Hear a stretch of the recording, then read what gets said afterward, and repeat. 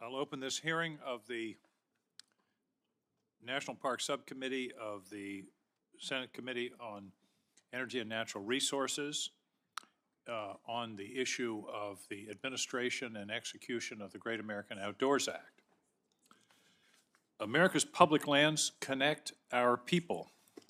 They give them common gathering places for some of life's most wonderful moments, from sunrises over Acadia's National Park in Maine to sunsets bouncing off the light of the canyons in Zion. From the overwhelming expanses of Yellowstone to everyday joys found in local nature preserves. These lands are a uniquely American inheritance that have been passed on by those who came before us. And now it's our job on this subcommittee and in this Congress to ensure that we're doing our part to steward these treasures for the next generation. In 2020, Congress took a massive bipartisan step to accomplish that goal. I was proud to work with my colleague, the vice chair of this subcommittee, on that work, the Great American Outdoors Act, which was the most important land conservation legislation in a generation. This bipartisan effort enacted two major provisions to strengthen our public lands. First, it created the National Parks and Public Lands Legacy Restoration Fund, which will provide $9.5 billion over 5 years to address deferred maintenance needs in our national parks and other public lands. Secondly, the Great American Outdoors Act guaranteed $900 million per year in perpetuity for the Land and Water Conservation Fund, making good on a promise made to the American people in 1965. This LWCF investment strengthens our communities, preserves our history, and protects our national endowment of lands and waters through grants to state and local governments and federal land acquisitions. Perhaps most importantly, it removes the political consideration from the equation and guarantees support over the long term for vital LWCF programs. This legislation is an incredible accomplishment, but the words on paper won't make a difference without the proper follow-through. One of my mottos in life is execution is as important as vision, and that's what we're talking about today. That's why our subcommittee is meeting for the first congressional hearing on the implementation of the Great American Outdoors Act. It's been about 18 months since this landmark legislation was passed, and I know that the U.S. Department of the Interior and U.S. Forest Service have been hard at work implementing the act and getting funding out the door. I look forward to using today's hearing to better understand the agency's distribution of Great American Outdoors Act funding and to learn about the initial impacts of this project. I'm particularly interested to learn more about the agency's process for selecting deferred maintenance projects. It's important to me that the prioritization process is transparent, that dollars are being distributed in an equitable way, and that projects are being prioritized to have the greatest impact. I'm also interested to learn about the early impacts of the Great American Outdoors Act funding. As we developed and passed this legislation, we were focused upon improving accessibility to public lands, driving economic activity, and better accommodating increasing number of visitors. I want to make sure we're on the right track toward those goals. Finally, I see this hearing as an opportunity to begin conversations around potential future funding for the National Parks and Public Lands Legacy Restoration Fund. In 2019, 2025 seemed a long way away. Today, it doesn't seem that far away. I know that $9.5 billion is a large sum, but it represents only a portion of the funding needed to eliminate the more than $25 billion, the current estimate, in deferred maintenance needs plaguing our public lands. Clearly, there's more to do. Deferred maintenance isn't responsible. It's putting off until tomorrow what you already know that you owe today. It's debt, just the same as debt on the balance sheet of a corporation or an individual. Ask anybody who's done the minimum payment on a credit card, and you know how that works out in the long run. The need for this conversation is even more pressing because the Park Service annual maintenance budget is not keeping up with the annual need, meaning that even as we pay down the backlog, the list of projects regrettably continues to grow. We've made great strides, but more will have to be done to ensure that we keep America's best idea alive and well for the next generation. That's why I'm looking forward to today's discussion and the valuable insights of our witnesses and our committee members. Senator Daines. Chairman King, thank you. I'm very pleased to be joining the chairman here today and thank him for his leadership to examine the implementation of the Great American Outdoors Act. Many believe, and I would agree, this was the greatest conservation victory perhaps in the last 50 years. Republicans and Democrats came together to pass a historic bill that would invest in our parks, our public lands, outdoor recreation economies, and permanently fund the Land and Water Conservation Program. As a fifth-generation Montanan and avid sportsman, I truly and profoundly understand the importance of protecting our public lands, and it's why I was grateful to be able to work hard with Chairman Manchin, Chairman King, to get the Great American Outdoors Act signed into law. In fact, I see Senator Heinrich here. Chairman Manchin is not in the subcommittee hearing, but I want to recognize Chairman Manchin, but I also want to recognize Senator Heinrich. Senator Heinrich, I remember the back and forth, the text messages, the real-time working to get this thing done. Bringing people back from the airport? Literally dispatching people back from the airport on late nights to get this passed in the United States Senate. And there's a reason that Senator Heinrich is here, I'm sure for many reasons, but one I know is that we all worked very well together to get this passed. I remember going to the White House early on because Leader McConnell said, we're not going to put this on the floor unless we can be guaranteed the president would sign it if it got to his desk. And none of us want to go through this exercise without assuring that we had an outcome that we could sure was a bill that would get signed into law. And I remember that meeting distinctly, talking about showing beautiful pictures of what is at stake here in terms of conservation and protecting our public lands and our national parks and investing. And we got the assurance from the president, President Trump, that he would sign it. And that's all we needed to hear, and off to work we went, and grateful for the outcome. As the chairman and ranking member of the subcommittee, Senator King and I have long pushed to ensure that our national parks and public lands can be enjoyed for generations to come. The Great American Outdoors Act created a permanent funding stream for an important conservation program, the Land and Water Conservation Fund, or we call it LWCF, which continues to provide benefits to Montanans with increased fishing and recreation access. And we see it right now with a major influx of population coming into our great state, and very understandable. But the parking lots are full. There's a lot of folks using the trails. We need to continue to invest here to provide more access, frankly, to work on some of the issues of crowding that we're seeing at the moment and freeing infrastructure. This is how we protect our wonderful landscapes for years to come. And when you have complex checkerboard land patterns like we have in Montana, with federal holdings, state holdings, private holdings, the Land and Water Conservation Fund becomes a very important tool that we use here to provide better access to our public lands. It also created the National Parks and Public Land Legacy Restoration Fund with the goal of addressing the maintenance backlog faced on public lands. The maintenance backlog is housing for park employees that's fallen into disrepair. A really important part of what's needed in our national parks to boost morale, to make sure they've got good housing.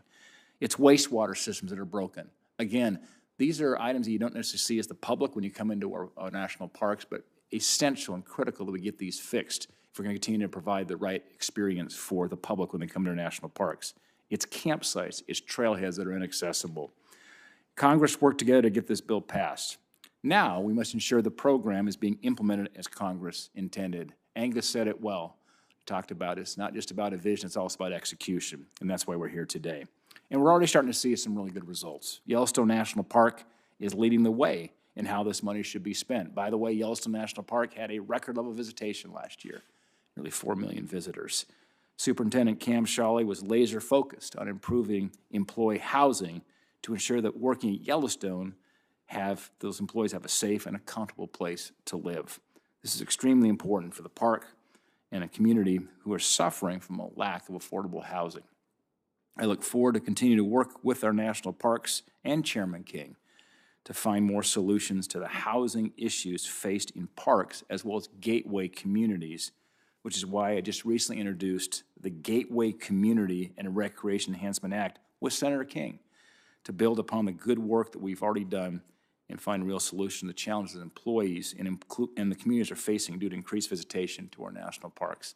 All you have to do is go visit one of our gateway communities, sit down with the local leaders there and the community members, and you'll hear firsthand exactly this is becoming a critical issue in our gateway communities, and I'm glad we're starting to work to address that problem. The Great American Outdoors Act funding has also gone to restoring roads, improving fishing access and recreation access on BLM and Forest Service lands in Montana. And our Montana Conservation Corps have worked alongside the Forest Service to do this important work. As the program continues, it's important that we're funding projects that improve visitor experience, create a safe environment for employees, and protect the natural and the cultural assets that we have. It's important that local input drives this process of identifying and prioritizing these important projects. It's also important that federal agencies are maximizing the return on this investment by streamlining processes, leveraging contracting authorities and external partners, and taking a hard look at existing processes to see if we can make them better to make sure we have an efficient way to move forward. This is why we need transparency and clear metrics to measure the success. Before I turn this back to Chairman King, I want to address a major concern I do have that I believe threatens the good work we've accomplished. The Legacy Restoration Fund and LWCF are funded almost entirely from oil and gas revenues on public land. Great American Outdoors Act was successful because it took the revenue generated on public lands and waters from oil and gas development and reinvested them back into conserving and restoring these same public lands. Very concerned the administration is threatening the funding for this important program.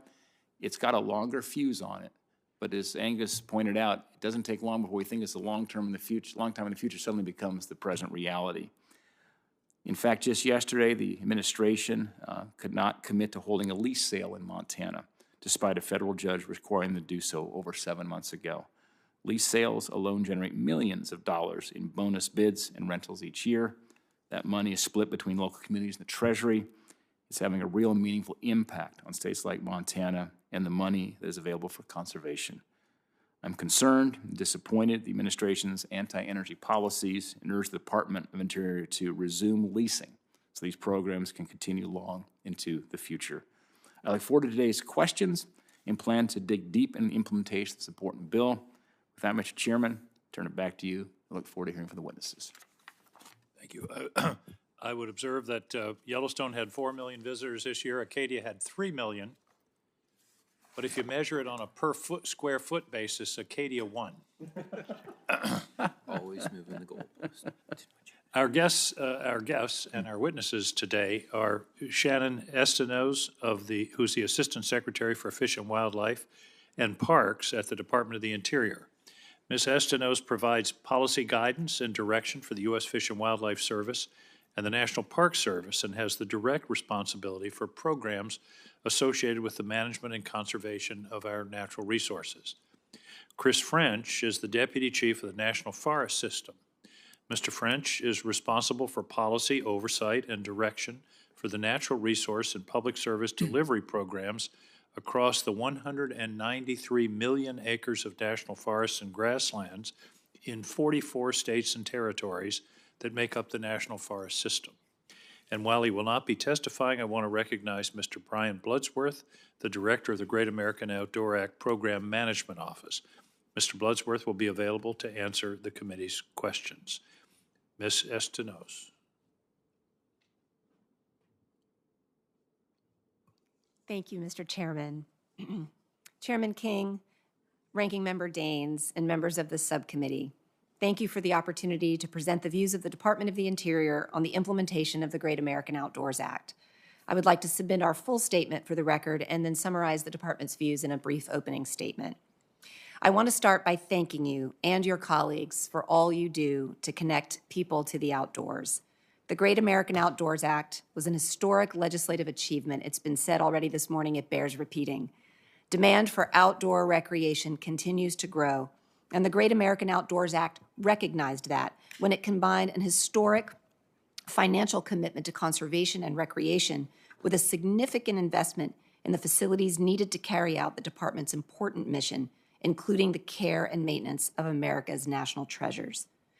GOA authorized full permanent funding of the $900 million annually for the Land and Water Conservation Fund and established the National Parks and Public Lands Legacy Restoration Fund, providing up to $1.9 billion annually to address deferred maintenance in national parks, national wildlife refuge, recreation lands, and at Bureau of Indian Education schools. First, let me touch for a moment on LWCF.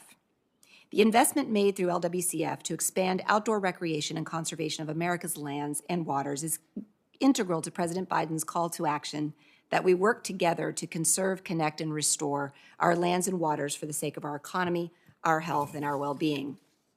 On the federal side of LWCF, the land acquisition programs of the National Park Service, the Fish and Wildlife Service, and the Bureau of Land Management, Interior is working with willing sellers to promote the protection of at-risk resources, the expansion of recreation opportunities, and the support of local partners. Each bureau has established processes and criteria to select projects to advance these priorities, consistent with each bureau's mission.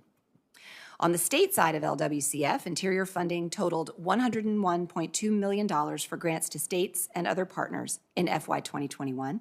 In addition to apportionments for outdoor recreation and conservation to all 50 states, 5 U.S. territories, and the District of Columbia, competitive grants and conservation programs include the Outdoor Recreation Legacy Partnership Program, the American Battlefield Protection Program, the Highlands Conservation Act Program, and the Cooperative Endangered Species Conservation Fund for habitat conservation.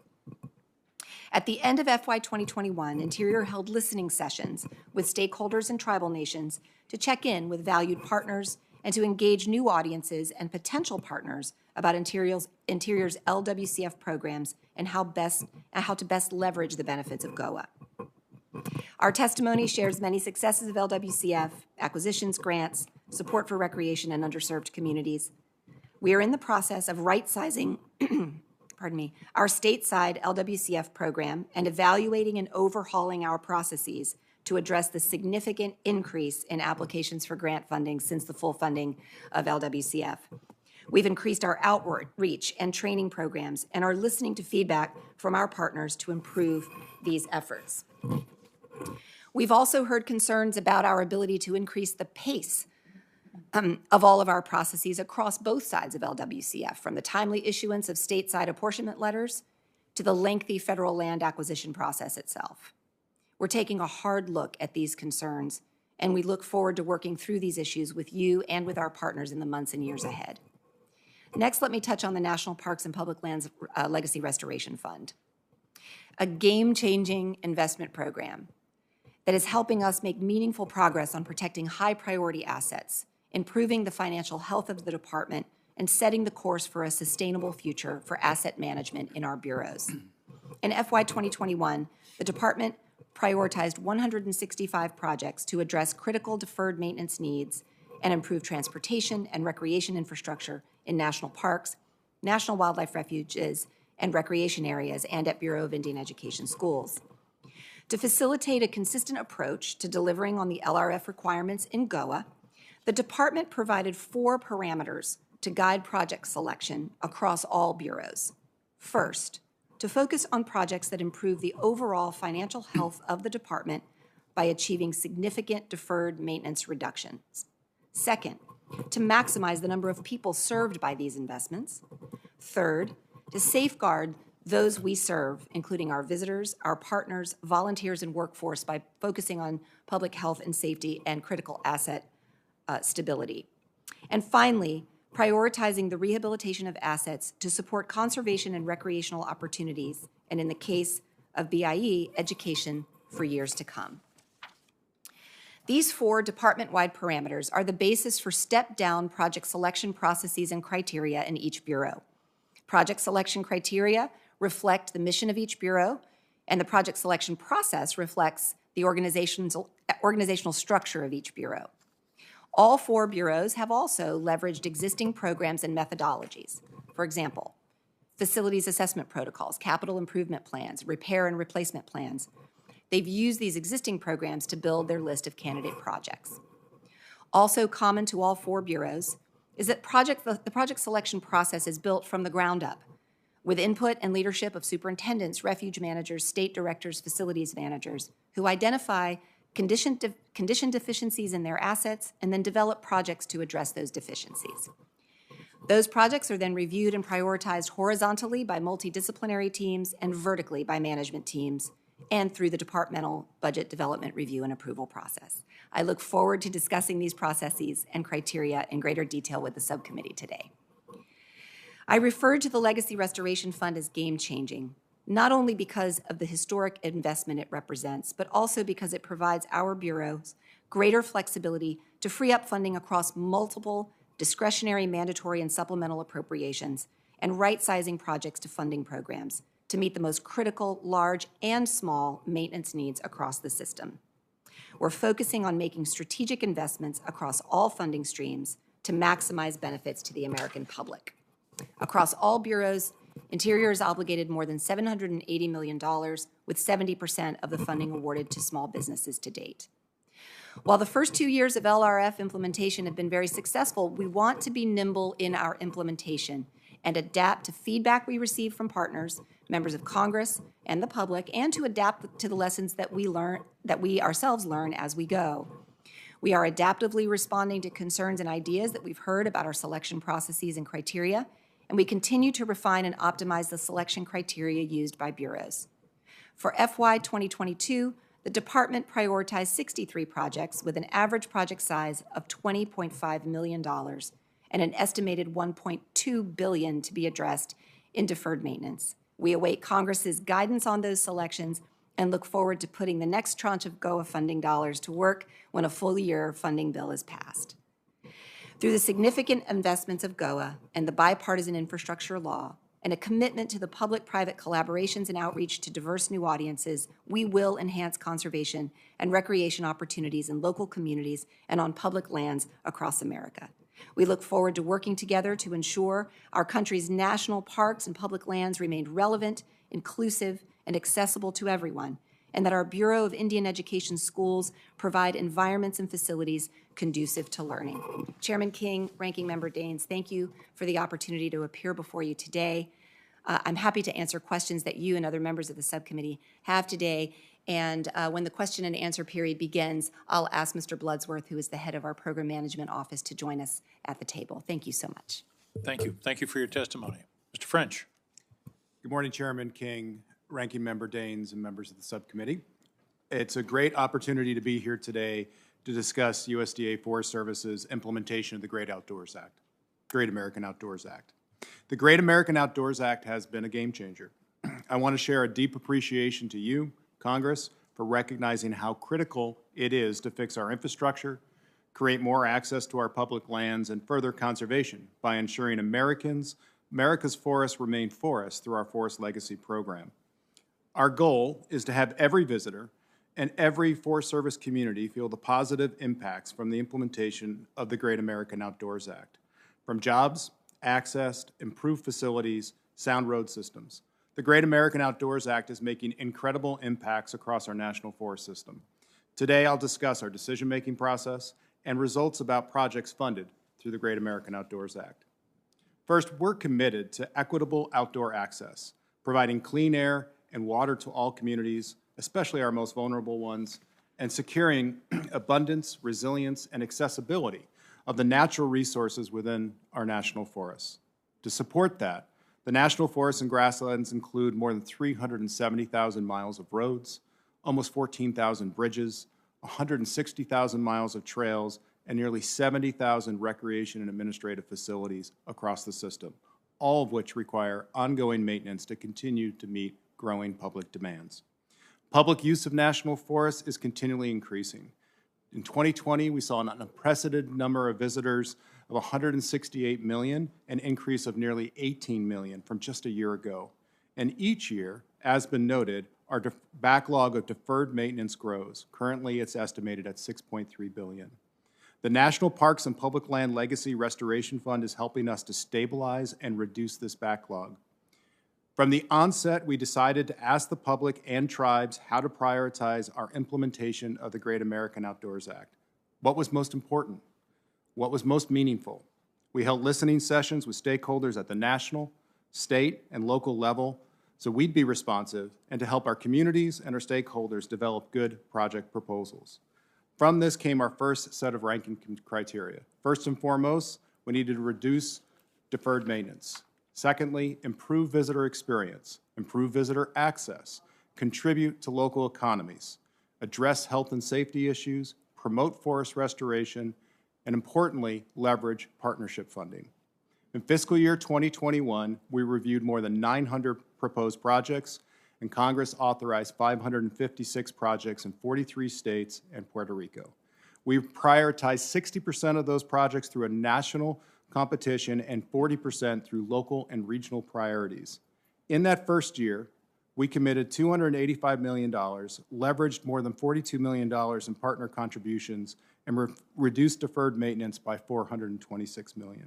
96% of the contracts that we let associated with those projects went to local and community-based small businesses and partners, contributing almost $420 million to our gross domestic product. We learned a lot in that first year, and for 2022, we want to step further. We incorporated an all-agency, all-infrastructure approach to our decision-making, building a more robust process that considers all of our agency infrastructure assets and other infrastructure funding streams. We continue our approach to listen, develop our work collaboratively and transparently, and we strive to have the greatest impact in the widest fashion. In 2022, we reviewed more than 2,000 proposed projects, and we've proposed 456 for funding. Fully funding the Land and Water Conservation Fund means the Forest Service can provide more services through our Land Acquisition Program and the Forest Legacy Program. These programs are key to long-term forest conservation and meeting the goals of the administration's America the Beautiful plan. The Land Acquisition Program allows the Forest Service to expand public lands to improve public access and protect natural heritage. In the last 10 years, nearly 280,000 acres have been acquired to assure access to hiking, fishing, firewood gathering, and the multitude of other ways that people use and access our national forests and grasslands. The Forest Legacy Program is administered by the Forest Service in partnership with state agencies to encourage the protection of privately owned forest lands through conservation easements or land purchases. To date, this program has enabled private landowners to keep nearly 2.9 million acres of forests as forests across the United States.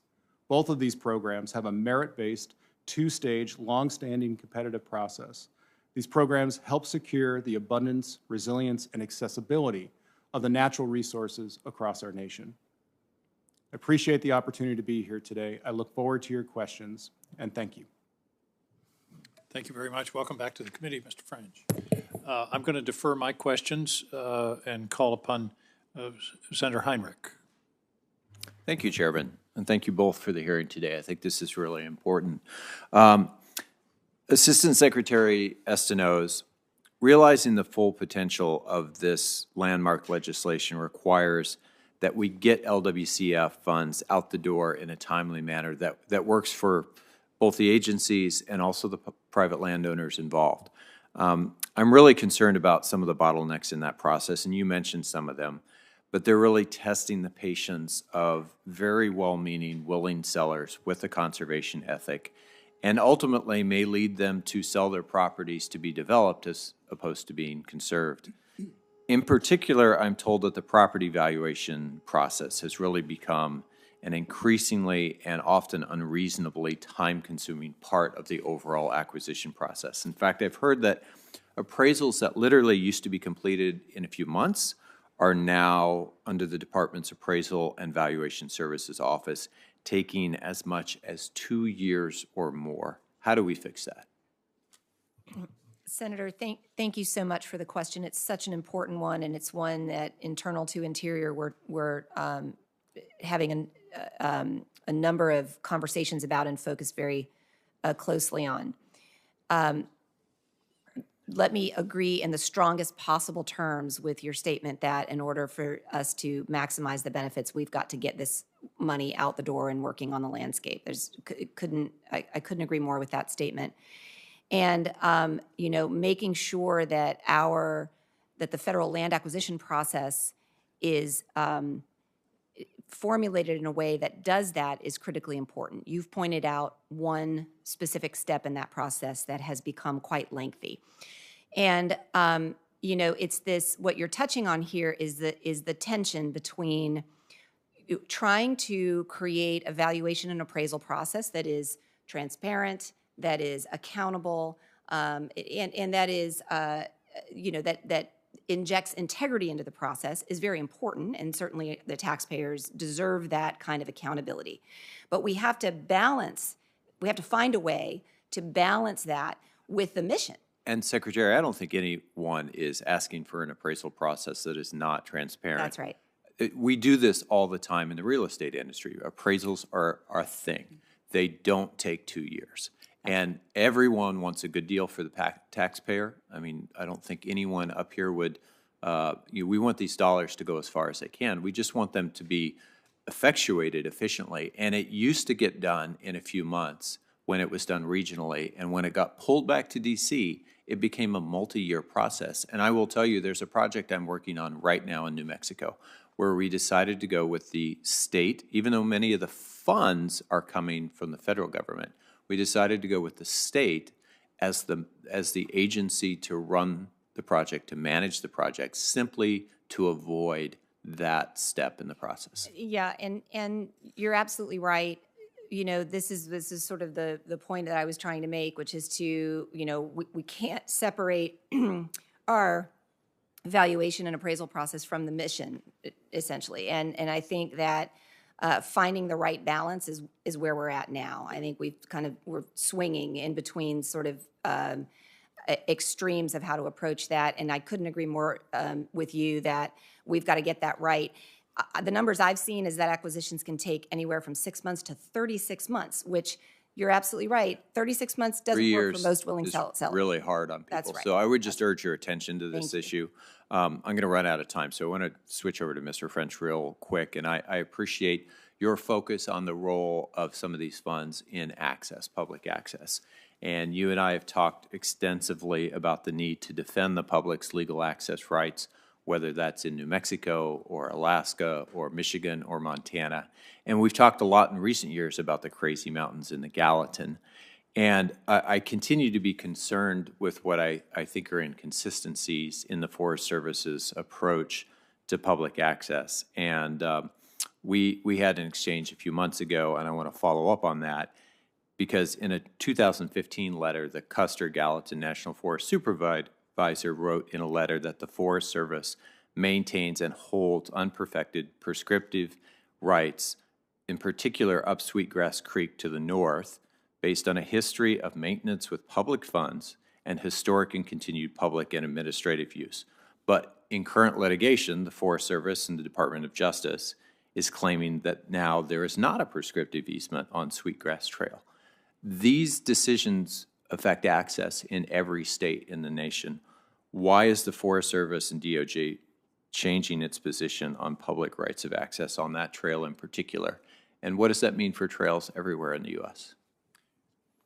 Thank you, Senator, for the question. I mean, let me start off first by saying our approach is to defend access in all the places we can as a stated policy. In that particular case, and I'd love to follow up with you more directly afterwards and maybe bring in some other members of our team, in that particular case, based on the actions of the landowners there and others, our ability to defend that we're not able to according to state law. My understanding is they have fulfilled many of the obligations that have changed our ability to defend those access rights. But it's very complicated. I know this is a concern of yours. It is not a broad policy. We handle these things on a site-by-site approach, and I absolutely commit to sit down with you and your staff and go through all the details afterwards. Thank you, Chairman. Ranking Member. Senator Daines.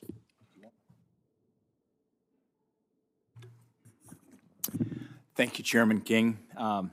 Ms. Estenos and Mr. French, could you explain in more detail how geographical location and visitation trends are accounted for in your methodology for choosing a Legacy Restoration Fund project? Before, I want to Senator Heinrich, I completely agree. The appraisal process is so broken. I'm so glad you brought that up. I just will forewarn you. I have great concerns about this tool. We'll talk about that in a moment here. But the first question is on geographic location visitation trends. Ms. Estinos, I'll let you go first on that. Thank you, Senator. So it's a great question. Let's take the Park Service, for example. So the number one criteria that's been set by the department has been the reduction of deferred maintenance. And our deferred maintenance is very unevenly distributed across the country. And so some 80% of our deferred maintenance is accounted for in something like 56 of our more than 420 park units. So right off the bat, we're starting with a sort of a skewed distribution of needed investments. Now, having said that, another big departmental criteria is to maximize the number of people who are served by that investment. There is a pretty strong correlation between the most heavily visited parks and those that have the highest deferred maintenance. And so when it comes to those two criteria, those are closely correlated, and we can pursue those in tandem together. Now, but those two together isn't going to give you the geographic distribution that I think many of us would like to see, a broader geographic distribution. So let me say we're doing two things. We're trying to stay nimble. So in our this current tranche of project evaluations, we're looking at different ways to slice the data. We're looking, for example, at what is a state's share of the deferred maintenance backlog, and are investments keeping up on par with those, for example, with that distribution of percentage of deferred maintenance. And then secondly, the Park Service has innovated these maintenance action teams, which is making use of wage earned internal staff to work on smaller deferred maintenance project. It's efficient to do so. We get a good return on investment, and that also helps to distribute some of the benefits geographically as well. Thank you. It's a very informed answer. Appreciate that. Mr. French. Yeah, thank you for the question, Senator Daines. We looked at it in a couple different ways. I mean, primarily we looked first at how much deferred maintenance would be reduced, but then right up there with it, we were focused on, does it improve visitor experience?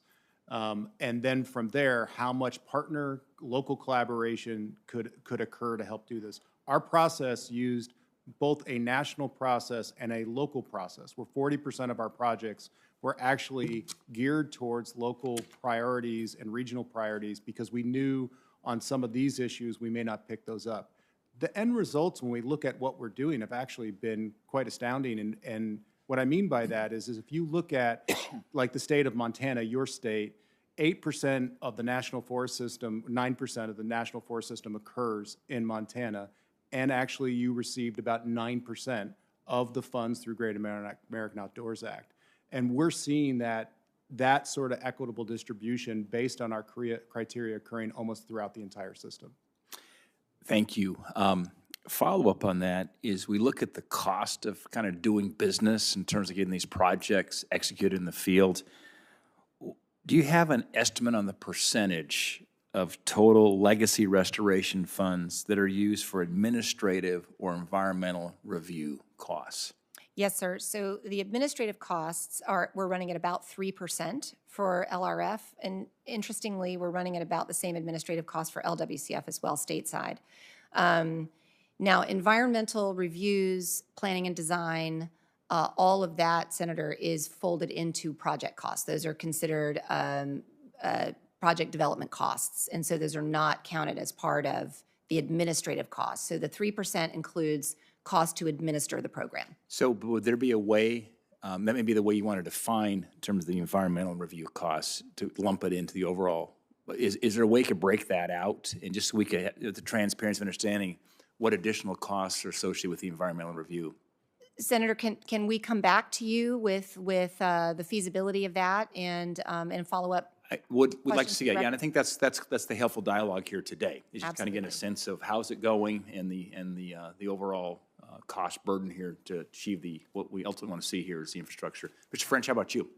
Yeah, a little bit different, but a part of this is probably accounting. So all the projects that we review have already gone through environmental review and compliance, they're basically shovel-ready. And so we don't look at those costs directly associated with these projects. And again, I'd like as a follow-up that, just to take a look, I'm assuming you could break that out. We could. In fact, you've already done it, but let's just kind of get a sense so we know what the costs are. We got 3% administrative, let's just get a percentage on the environmental review lump as well. We can certainly follow up with you. Thank you. I'm already over my time here. So, all right, I'll do one more question here, and then we'll go back. The question is about LWCF. We've benefited greatly from this, certainly in Montana. About 70% of our fishing access sites were funded throughout this program. I can tell you, when I get on airplanes and fly back and forth to Montana, you can always tell when you're at one of the Montana gates in the airport because everybody's carrying a fly rod. Whether it's Bad Rock Canyon or the Kootenai Forest Lands Project, this past year was no different. It's successful because it's bottoms-up driven, and I heard that both of you mentioned that as well in your remarks. It's locally led conservation. Could you elaborate on the steps your agencies respectively are taking to ensure we keep that strong local support of bottoms-up recommendations on a project for funding? Ms. Estenos, we'll start with you. Thank you, Senator. Yes, and local support, partner support has been built in, sort of baked into the LWCF criteria for a long time now. It is one of the primary department-wide criteria for project selection, and right up there with willing sellers. And so, we at the refuge and park level, we work really hard to be good neighbors, and at that level, our engagement with local communities is paramount for the success of those units. So, public support and partner support is an important criteria in our project selection. Thank you, Mr. French. Our projects originate from local recommendations. I mean, all of the projects that are coming up into those, they do go through a two-stage process where they go through a national set of criteria, but they are derived from local collaborations, local support within those criteria, Senator. Yeah, thank you. And I'll turn this back over to the chairman, but that was one of my strong selling points. Some of my colleagues, we went through this big debate here, was on the Land and Water Conservation Fund. I've just watched this operate over many years. It truly is as much grassroots driven as any program that I've seen, and I hope we continue to keep it that way. Chairman King. Ms. Estenos, I should have mentioned at the outset that you are one of those fortunate people who did see the sunrise over Acadia, and not only that, heard Yo-Yo Ma play music at that moment. It was an extraordinary moment. I'm sure none of us will ever forget.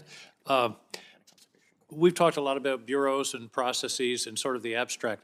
Walk me through a specific project. How does it start? You've got a broken sewer system at Zion. What happens? It starts with the superintendent and goes and you just in a very nuts and bolts kind of way. Sure. So, yes, the short answer is yes. That's where it begins. And so it begins at the park level or the park unit level, and where you have a superintendent and then that superintendent's multidisciplinary team. It might be their facilities manager, depending on the size of the park. It might be their program staff, identifies a facility or a maintenance deficiency.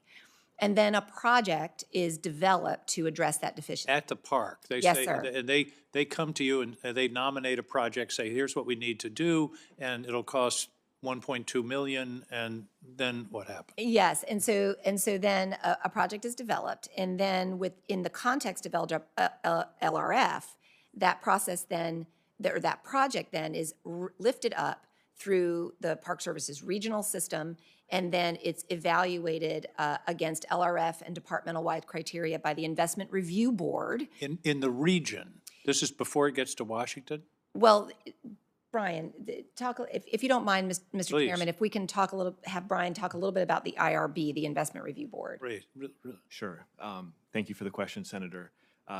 Yes, there is a regional process by which Legacy Restoration Fund projects are first evaluated at the regional level before they make their way to a headquarters national level investment review board. So there's a board that looks at the projects. You've got 8 or 10 projects from a region. They look at them.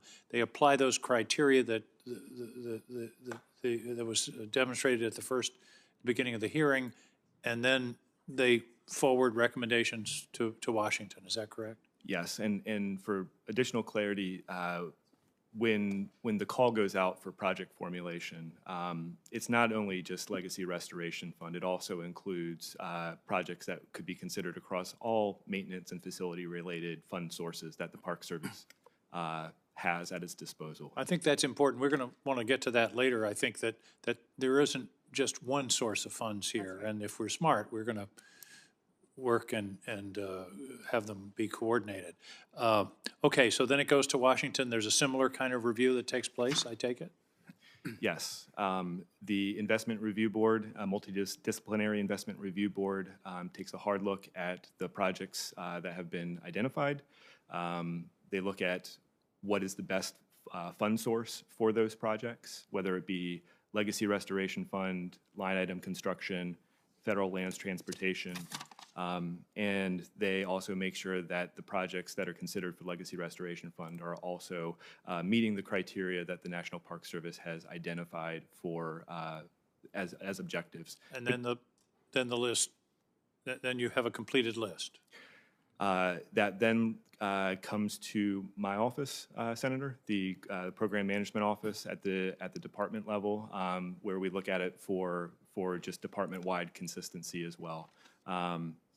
That is really just making sure that it's in line with the strategic criteria that have been set out for all four bureaus at Interior to follow.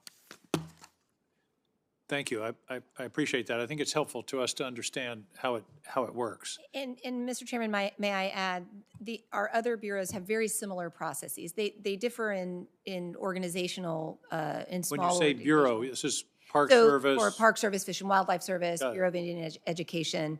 And those processes differ somewhat based on the organization itself and based on existing processes and programs that are designed to identify maintenance deficiencies. But they follow a very similar path, ultimately ending up at the Program Management Office and then working their way through that approval process. I want to follow up, and this is a slightly different point. This is more of a suggestion. As we are thinking about reauthorization, which we will think more and more seriously about over the next year or so, we have to apply one of my favorite maxims about government, which is, does it work and how do you know? So I hope that you will be thinking about evaluation of the definition of success and how you have demonstrated the achievement of success in order to help us in our consideration and frankly to help us in the persuasion of our colleagues that renewing this program is a sensible investment of the taxpayers' money. So be thinking about that as you're working through these projects, is define success and how do we measure it. Thank you. Senator Daines. Chairman King, thank you. I want to go back to a point that Senator Heinrich made on appraisals. I think this is a really important part of the part that Senator King made earlier about the execution of these programs and doing it well. The department has a responsibility to ensure that the private landowner is being fairly and justly compensated for any acquisition. We think about the Land and Water Conservation Fund. Unfortunately, past projects in Montana have fallen through because the process in the appraisal does not reflect market realities. And the reality is, the moment we have a dynamic land market at the moment in Montana and across the country. I'll give you an example. We had a project in Montana. The department took a year to complete the appraisal. It's what Senator Heinrich was talking about as well. While a standard appraisal of this nature is typically about 2 months. Why is it taking a year or more from these federal agencies? Markets can change dramatically during this waiting period. It's unfair to ask landowners to take a gamble and wait so long for an unnecessarily lengthy appraisal process. Here's an example. The BLM appraised a land deal in Montana for about half, and half was $6 million below of what the landowner's own appraisal came to, and by the way, ultimately sold for. And usually when it sells, the selling price is usually a pretty good indication of the appraisal, whether it was accurate or not. The landowner's appraisal and other appraisals came in at 12 million, the BLM said 6 million. And guess what? We lost an opportunity because it sold to a private entity versus being a chance to be acquired here for Land and Water Conservation Fund purposes. And I can give you many, many more examples of that. Ms. Estenos, we do have a few outlying Forest Service examples of that happening. But as we've looked at it, I think the largest issue here is in interior. It's something you've inherited. It's been there for a long time. We have a chance to fix it. Is there anything in statute or regulation in the framework of the Appraisal and Valuation Services Office that constrains the department from doing and completing appraisals in a way that better reflects the reality of the market and ensures fair compensation for landowners who are willing to make a transaction with land and water conservation funds? Senator Daines, we are in the process of doing that very evaluation because we are hearing this feedback directly, both to find out, why this process is taking so long, and then why the outcome is often doesn't meet expectations. And so, we've had some process changes over the last several years with our evaluation and appraisal process. We're evaluating those. It's a matter of loosening up the jams, taking up the slack, certainly in the process, but then also doing sort of what you're suggesting, which is really digging into our statutory and regulatory requirements and figuring out if there's anything, or even our policy documents, to figure out if there's anything in there that is hanging things up. We are accustomed to doing complex land evaluations. We've been doing that for decades and decades. And so we know how to do them. The question is, why have things slowed down so much? And then the other thing I just want to say, and I want to acknowledge, is that the nature of LWCF, and you touched on it, is sometimes what we're buying are these singular parcels, right? Some of them are little hope diamonds where it's one parcel that can protect an adjacent Civil War battlefield, or it's a very important missing link in a big game corridor. And so, the question is that importance complicating the valuation process? So we're looking at all aspects of it and trying to be very responsive to what we know. Thank you. And it's not a new problem to have complex appraisals on land. That's been around for a long, long time. It's just there's that song on Sesame Street, Senator King, that says one of these things is not like the other. Looking at it. And so when you look at the agencies, I'm just telling you, the BLM is not like the others. And so we've had some challenge in the Forest Service, but I think the biggest problem, frankly, is there. And let's look at that process. And as we know, the definition of insanity is continue to do the same thing, expect a different outcome. And here's what's at stake, is we're losing opportunities that come up sometimes once in a generation to have an acquisition. And if you miss it for generations. And so anyway, you're saying the right things, and I would like, if we could work together, let's take a hard look at that and see how can we make it more transparent, ensure we get faster, more transparent, accurate valuations to reflect these changing markets. I don't want to beat this too much, but who does are the people? Where are the people who do these evaluations physically sitting? Are they here in Washington? These appraisals? Yeah. Well, we have an Office of Valuation and Appraisal. And they do appraisals? And a lot of it is contracted out to contract. I was just going to say, I don't understand why you can't hire local appraisers who know the local market and say you have 3 months to get in your appraisal. I mean, that seems to me a fairly straightforward process. Well, and I do think that our contract appraisers are local and know the market. I think there are a number of factors, though, Senator, that may be at play here. In the short run, there's I think a backlog, and as Senator Daines mentioned, the real estate market in many of these places is tight, and so the availability of appraisers. There's a pipeline issue that we've got. I think what we're going to find is that it's a multidimensional challenge, and that we've got to address it on multiple dimensions. Thank you. And I'm sure you've gotten the point that this is something of concern. Yeah. I'm concerned about the definition of deferred maintenance and the change in the number. I can remember when we were working on this bill, everybody talked about 12.5 billion, and now we're talking about 25 billion. And I just wondered, does everybody, all the bureaus and the Forest Service use the same definition of deferred maintenance? And where are we in terms of that analysis? I won't remark on the Forest Service's definitions, but here's what the short answer for Interior is: no.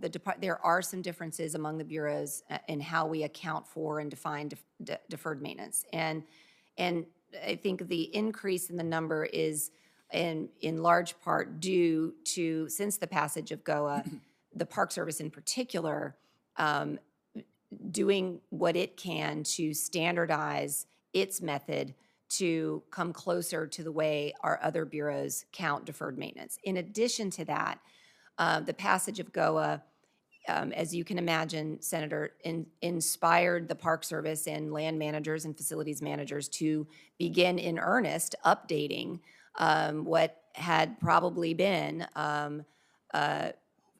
out or a lack of updated records on deferred maintenance prior to there being dollars available to really, take a significant chunk of the deferred maintenance out.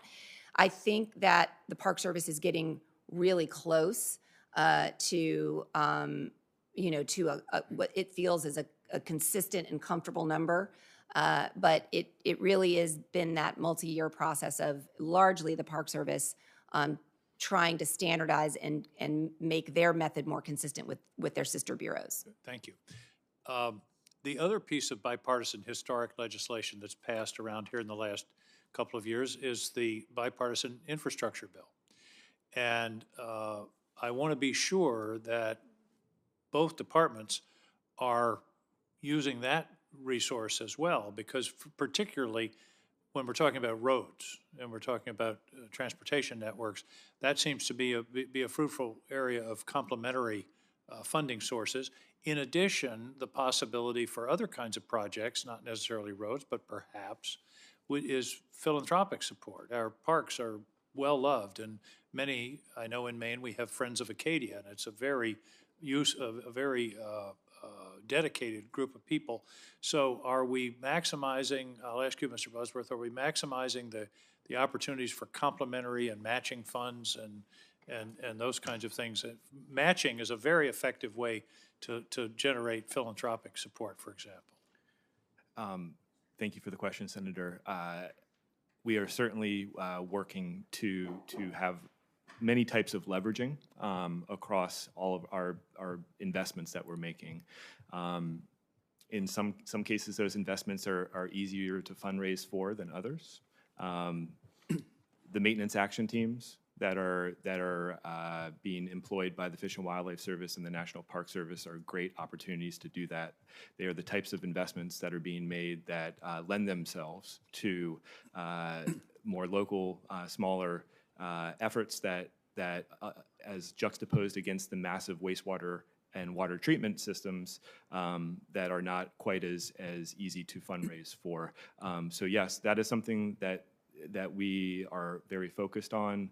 Have we maximized it? I would say no. There's definitely room for opportunity to do better there, but it's something that we are certainly working towards. Thank you. Mr. French? Yeah, it's Are one you of our able to generate additional funds? Yeah, so on the two questions, one is we are looking at all the funding streams right now so that we're looking at the complete asset management.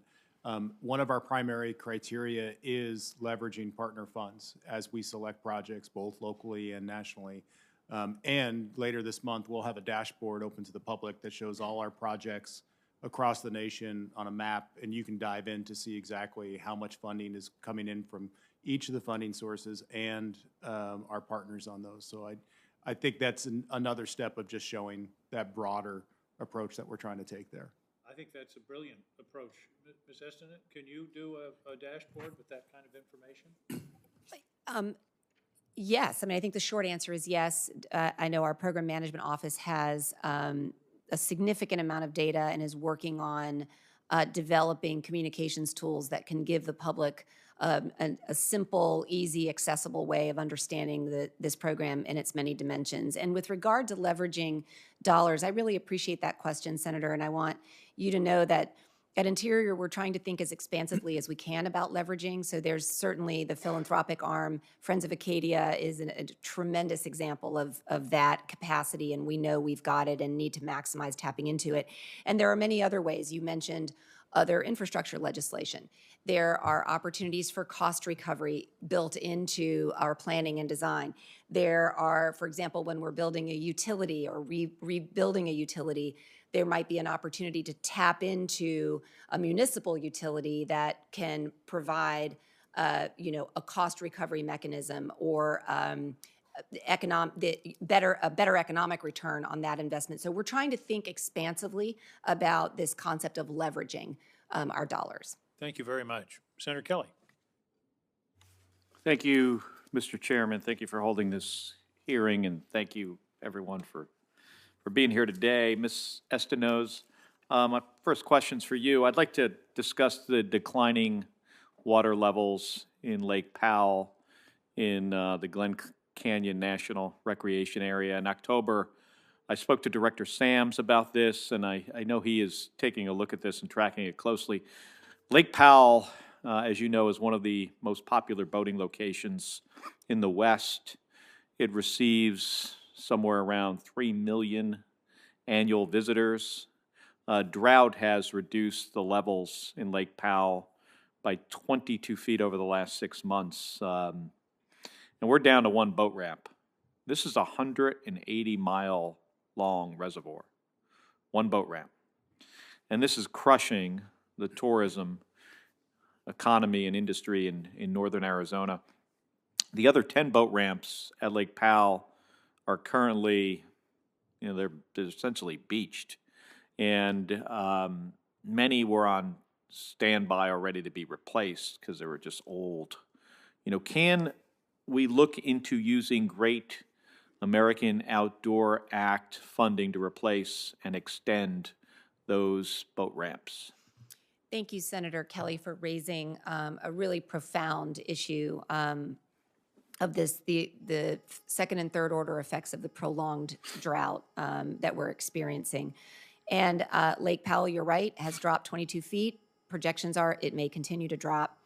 The park is going to be receiving about $31 million in supplemental disaster funding to address, I'm pleased to report, to address some of these boat ramp and attendant utility issues as well. So it's not just extending a boat ramp, but it's also extending perhaps water wells and the like that go with the boat ramp. In terms of eligibility for deferred maintenance, that evaluation will be done to the extent that these projects qualify for deferred maintenance. The $31 million, I think, is going to give us a really good start on alleviating some of the pressure there. And for a situation that we know is creating significant economic hardship. What's the timeline for, with this money, to get the extensions done for these boat ramps? Senator, can I get back to you with that, with the answer to that question? Yes, appreciate that. Thank you. Absolutely. Mr. French, good to see you again. I want to discuss the Forest Service Road 516 on the Coconino National Forest. Many Arizonans call this the Snow Bowl Road. It's the main access road used by visitors to the San Francisco Peaks, one of the most visited and cherished mountains in Arizona. At 12,000 feet, it's the tallest mountain in our state. An estimated 500,000 people visit the peaks every year. Unfortunately, this 6-mile road is in disrepair, and it needs to be needs some significant upgrades. The last time it was repaved was in 1990, so it's been a while. Only minor improvements have been made over the last 30 years. So, Mr. French, does the Forest Service plan to allocate resources improving Snow Bowl Road? Is that part of the plan for the funding under the Great American Outdoors Act? Yeah, thank you, Senator, for the question. I know this road well. Total costs for that road are somewhere between $9 million and $13 million to do the full repairs. It did not meet the first year's Great American Outdoors Act work where the average project was about $1 million. But given the broader streams of funding we have right now for roads, we are confident that we should be able to put together a package that will address that road here in pretty short order. When you say broader streams of funding, you mean additional funding from the bipartisan infrastructure bill? Yeah, and there's multiple beyond that. I mean, specifically like the federal highways funds and some of those others, that's correct. Was consideration given for the federal lands transportation program in the Yes. BIF? Okay. And I think we're still looking at exactly what those percentages will be, that working with the Department of Transportation of what portion of that we will get. But we are prioritizing, a number of those large paved roads that are very expensive under that program. As the plan comes together for the repair of this road, if you could please just keep my office informed. Okay. Thank you. But And thank you, Mr. Chairman. Thank you. Do we have Senator Hoven? Not yet, okay. One additional question, and that is ongoing maintenance budgets. I'm worried that the Great American Outdoors Act can create a moral hazard that sort of relaxes everyone about maintenance, and that we're not adequately budgeting. I mean, we got into this hole in the first place because of inadequate maintenance budgets. Maintenance should be done every year. Ms. Estineau, where are we on adequately assessing the annual need and making that part of the president's budget? It's an absolutely essential question, Senator, and we're looking ultimately to use LRF as a catalyst for really switching to what we call proactive life cycle asset management. And this is this concept that you don't take an asset and drive it to failure, that rather you keep up with annual maintenance. And by doing that, every dollar that you spend keeping that asset functional longer, it can save $6 to $12 if your maintenance plan is to drive it to failure. So that means that even as we buy down the deferred maintenance backlog, that it's very important that we maintain our operations and maintenance, annual maintenance budgets. That's going to be a really important part of if our hope, if one of the things we hope to, as an outcome of LRF is stronger departmental financial health, that's going to be a big part of it. Well, I hope you'll pursue that, and I'll commit to you on my own behalf to argue strenuously in the budget process for adequate maintenance funds as well as adequate staffing. As you know, this isn't the subject of this hearing, but as you know, visitation is exploding, and staffing is about where it was in 2013. And we're not serving the public or these parks and recreation areas adequately if we're not either maintaining them or staffing them adequately. So you make the request, and I'll certainly do whatever I can in my modest way to try to assist you on both maintenance and staffing. Same for you, Mr. French.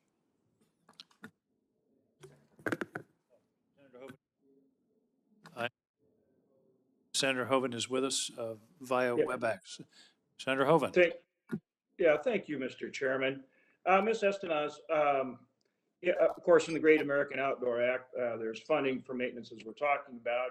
Very important for all of our national parks across the country, and certainly very important for the Theodore Roosevelt National Park in my state of North Dakota. The absolute number one priority in terms of deferred maintenance that we've been working on, as you know, is the scenic loop in the south unit of the Teddy Roosevelt National Park. And that's just a fabulous, beautiful park with, buffalo and mountain lions and elk and all kind of animals that people love to see, as well as incredible scenery there in the Badlands. And so I would very much like to have you come out and see it if you haven't already. Also, we need you to commit to work with us. We've secured the funding through the Great American Outdoor Act to fix the scenic loop. But we need to do it as soon as possible so that people can get out and enjoy the park as they historically have. So I'd like you to address both coming and joining me there and your commitment to get this done as soon as possible. Thank you, Senator, and I very much appreciate the invitation and look forward to taking you up on it.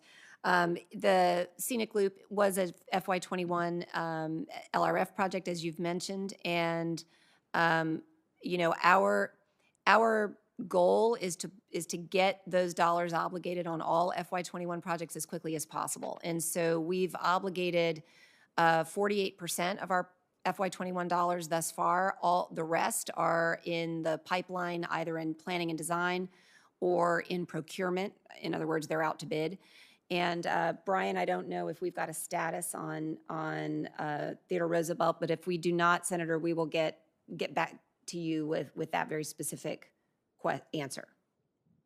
Well, the status that we have now is that there's an additional 6 miles that has to be fixed because of slumping in the ravines there and so forth. And so as a result, this is now taking longer. We had hoped to have this done end of 22, certainly in 23. Now it looks like maybe 24 because of the additional work based on the latest information that we've been getting from you. So I guess I would really like your commitment to work with your staff as well as the Federal Highway Department to see if we can't expedite that, because it makes it very difficult to get out and enjoy the park if you don't have this full loop, because cars can drive out a certain ways and then turn around, come back. They can't get all the way out into and around the park. At least with, you know, on the road piece, obviously they can hike and do those kind of things. So it really is a priority and needs to be expedited to the extent possible. Thank you, Senator, and I commit to working with you to find ways to expedite that project. All right, and then also we'll want to work closely with you on your other prioritization of additional funding for our parks in North Dakota as well. And you'll commit to work with us on that? Yes, absolutely, sir. Thank you. Oh, thank you. And then Deputy Chief French, I would like you to come out and join me in the grasslands. Are you willing to do that and meet with our grazers and ranchers and all the people that live and work out in the grasslands? Yes, Senator. I very much look forward to coming out and meeting with the associations and the communities at some point later this year.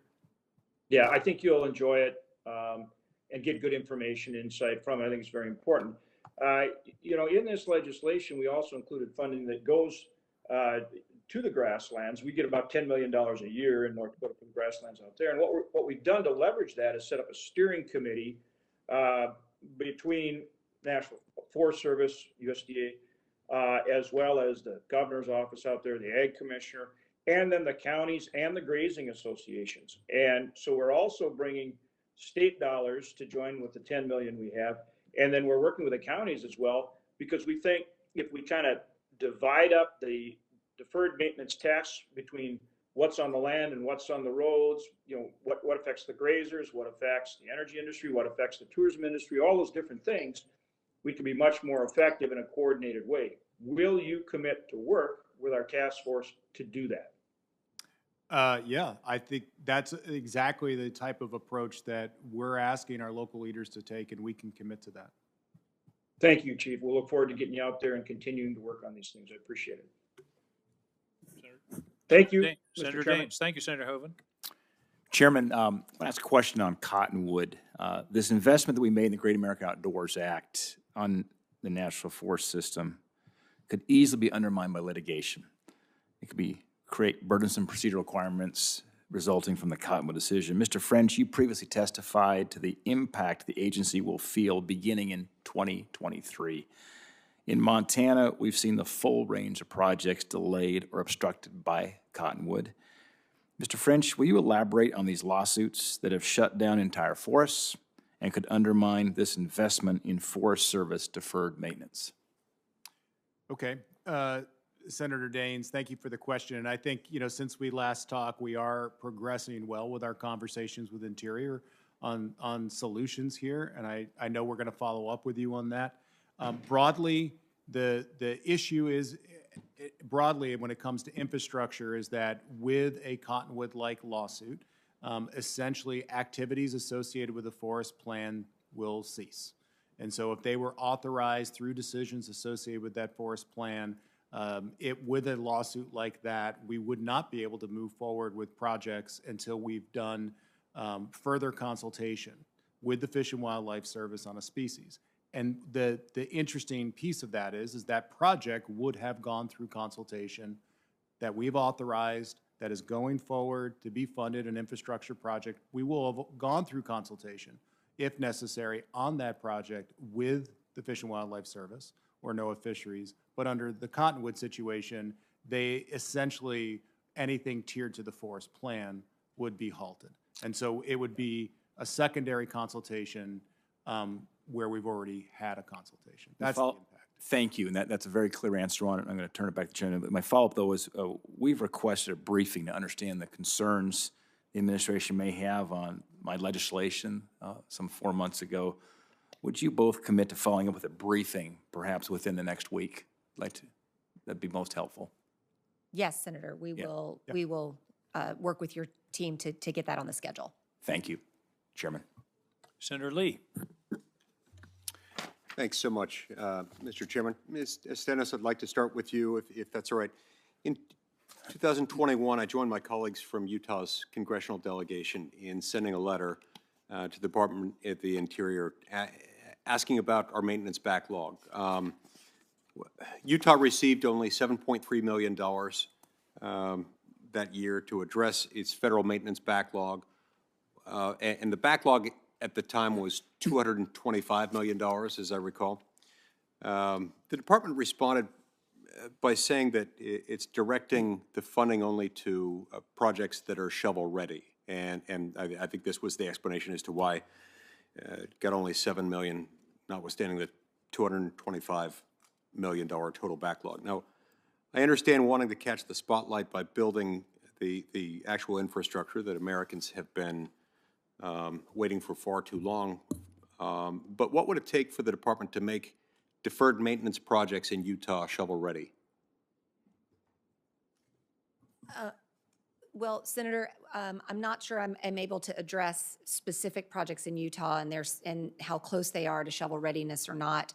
The FY21, but let me go back to the FY21 question, and you're right that one of the criteria for selection of those projects was shovel readiness. I think the Park Service continues to try to choose projects where dollars can be allocated in the year that the appropriations are made. And I think what's key here, and I'll ask Brian to clean up anything that I get wrong here, but I think what's key is to make sure that on the ground at parks in Utah and in other states that we are giving the superintendents and the facilities managers there what they need to bring a project to the point where it can be proposed for selection. I also understand that housing constitutes a significant portion of the National Park Service deferred maintenance. And I'm thankful for the dedicated individuals who work for our National Park Service. You know, our national parks depend on that.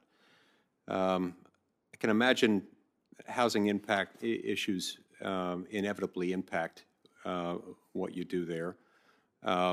What projects is the department focusing on right now that could help address this issue? I'm going to ask Brian to talk a little bit about specific projects and with regard to housing. But before I do that, let me first of all thank you for acknowledging our Park Service staff. You're absolutely right. They are really at the heart of our national park system. And I want to acknowledge all three of the senators present have mentioned housing and how it is an increasing problem for the Park Service, not particularly in parks where affordable housing in gateway communities is such a tremendous problem. Right. And before we hear from Brian on that, I also want to tie it out more broadly, because on the housing front, it occurs to me, just like we're experiencing with the National Park Service, many communities in my state are experiencing similar issues with the affordability of housing. And you see a lot of this, especially in some of the gateway communities adjacent to national parks. You've got people who are struggling to address the rising demand for housing, lack of ability of available land in order to build that housing, that's compounded by the fact that 2/3 of the land is owned by the federal government. And especially with these gateway communities, there tends to be a lot of federal land, not a lot of land available overall for housing. And so this land has become especially finite, and that's affecting not only National Park Service personnel, but local residents as well as the people who serve those who are visiting the national parks. So one of the things I was hoping to find out is whether you think that some federal land parcels could be dedicated to housing needs, should Congress and the Department of the Interior work together on continued protection of the land while serving the constituency. Meaning, are there some lands, particularly those adjacent to, right outside city boundaries, that might be owned by the federal government but suitable for eventual disposal, so they could be purchased by local communities that could then develop this into housing opportunities? And to be clear, I'm not talking about land within national parks, dedicated wilderness areas, or national monuments or anything like this, just garden variety land owned by the federal government. Senator, I appreciate the question so much, and I want you to know that, the Park Service is, I think, being as expansive and as creative as it can in this question about housing. I just happened to be back home in Florida at Big Cypress National Preserve last week, and, they're looking at a combination of housing on federal land that already exists. They're looking at portable housing. They're looking at partnerships in the community for rental housing. So I think that really all options are on the table, and in terms of finding solutions that work for specific parks and for specific workforces for specific Great. parks. So it sounds like you'd be willing to work with me on that. Absolutely, Senator. Thank you. Thank you. Thank you, Senator Lee. Senator Daines. I've got a closing. This hearing's going to go on for 2 days, by the way, just so you know. Yeah. Get comfortable, Ed. We'll take a break for 4 hours for sleep tonight, Mr. Chairman. Well, no, thank you. I have a closing comment I want to make. And by the way, Senator Lee, the chairman and I see the same problem in terms of gateway communities and housing issues, and we look forward to working with you on that. We've got some ideas on that as well. So thank you. Before closing, I just want to express a disappointment that when I read Secretary Haaland's opinion piece on gray wolves, just 1 week, in fact, less than 1 week, after the Fish and Wildlife Service solicited scientific data from states and stakeholders on the agency's 12-month review. That the Secretary would author such an editorial, devoid of facts, but frankly flushed with alarmist rhetoric. It was pre-decisional, I would argue, and bordering on Administrative Procedures Act violations, and wielding a never-before-used emergency ESA authority as a means to circumvent state wildlife authority.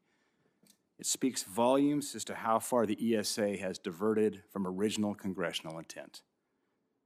Sadly, it appears that Secretary Haaland is determined to further politicize wildlife management. I quote what she wrote, Secretary Haaland wrote, and it says, she is, quote, committed to ensuring that wolves have the conservation they need to survive and thrive in the wild based on science and the law, end quote. Ms. Estenos, the science says that the ESA recovery criteria of 150 Montana gray wolves and 30 breeding pairs was achieved 20 years ago in 2002. The science says that the wolf population has been consistently above 1,000 wolves in Montana for the past 10 years, year after year, even during years of higher wolf harvest. I've got the data here using the integrated patch occupancy modeling that provides a confidence level of 95%. The law states that the Secretary must present substantial scientific and commercial justification for any determination that a listing is warranted, but this has not happened, and no such data exists.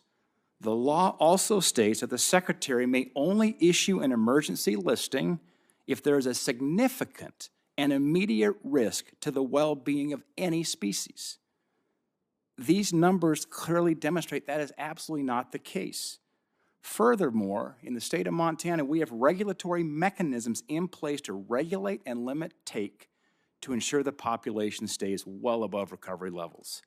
And even if an emergency should arise, the plan in Montana is flexible and it's adjustable, and the state is very well positioned to respond. In fact, just 2 weeks ago, the Fish and Wildlife Commission in Montana met to evaluate wolf populations. I wonder if the Secretary has read Montana's laws and policies. Ms. Estenos, both the science and the law confirm that gray wolf management belongs with the states.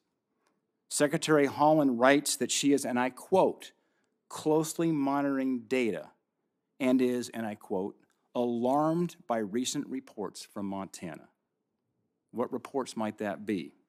The most recent report shows that the wolf harvest, you can call it up online here, I did it when I walked in this morning, I check it frequently. The most recent wolf harvest report from the state of Montana is on par with prior seasons. We have harvested 205 wolves season to date. The season closes March 15th. In fact, we're actually 90 wolves below where we were at this time last year, 90. Again, the science and the data show that this level of harvest is compatible with sustaining current gray wolf populations. Secretary Holland writes that she will issue an emergency rulemaking, and I quote her, if the science indicates that there is an emergency posing a significant risk to the well-being of the species. Even if the statewide quota of 450, we're at 205 today, were taken, the gray wolf population in Montana would be nearly 5 times the recovery threshold. Remember, the recovery threshold is 150. I can show you the charts. We are consistently, the last 10 years, over 1,000 wolves every year. And we're some 90-plus wolves below the harvest levels from last year at the same point in time, a year ago. If you were currently and truly monitoring the data, you would know that Montana isn't even halfway to even meeting that quota, and our wolf season's coming to a close. The gray wolf is a case study in how the Endangered Species Act can help in species recovery. We celebrate the recovery of the species like we do the grizzly bear, but it also is a case study on how the law should work and could work better. Don't toss out this opportunity, Ms. Estenos. The recovery of the gray wolf is a success story, but the difficult and politicized transition to state management has not been. If you're serious in recognizing, quote, decades of hard work by states and others, you will promote rather than disparage the state authority now that its time has come. You'll respect Montana's demonstrated ability to sustain a healthy wolf population for over a decade consistently as the true mark of success. So thank you for allowing me to share these comments at the close. I urge you not to allow this administration to undermine that legacy for political or for partisan gain. Mr. Chairman, thank you. Ms. Estenos, did you have any comment? Yes, Mr. Chairman. There may have been a question buried in there somewhere. Well, thank you, Mr. Chairman, and thank you, Senator Daines. And let me too quote the Secretary's op-ed, and I'll use the same quote. I mean, I think the Secretary made it clear that when it comes to implementing the Endangered Species Act, we will follow the science and the law.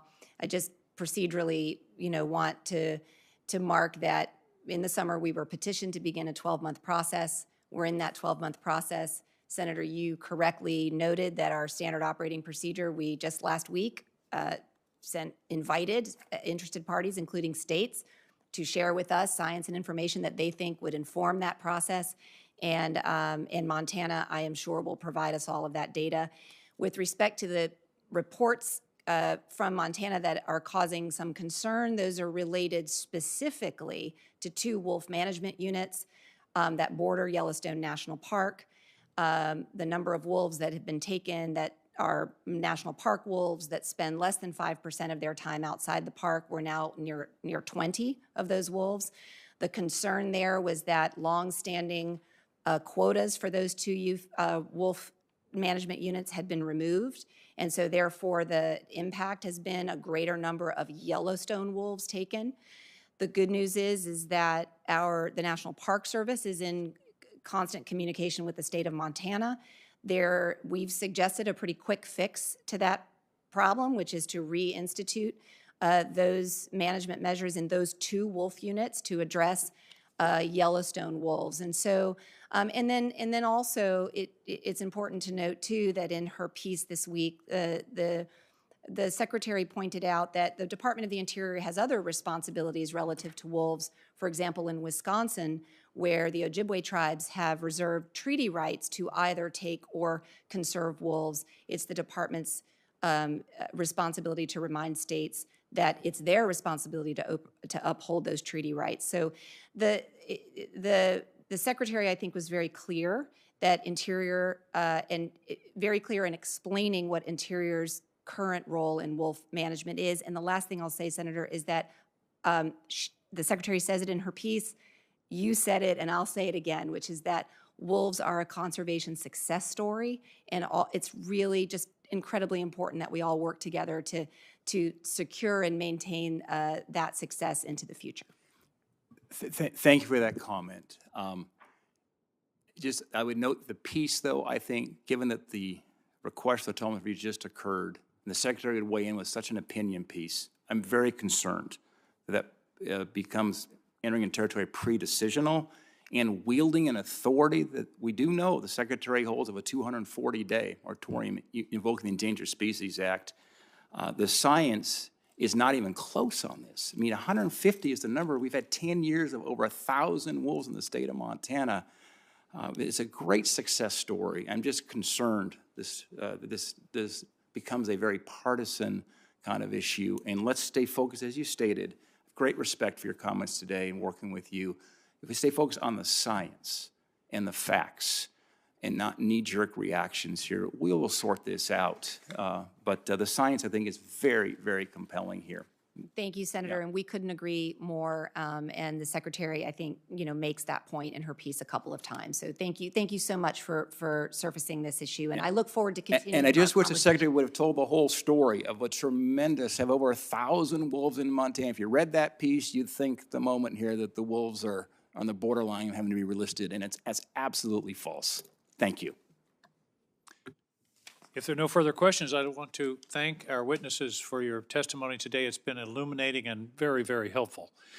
Some members of the committee may wish to submit additional questions in writing. If so, the committee members should, we will ask you to submit answers for the record.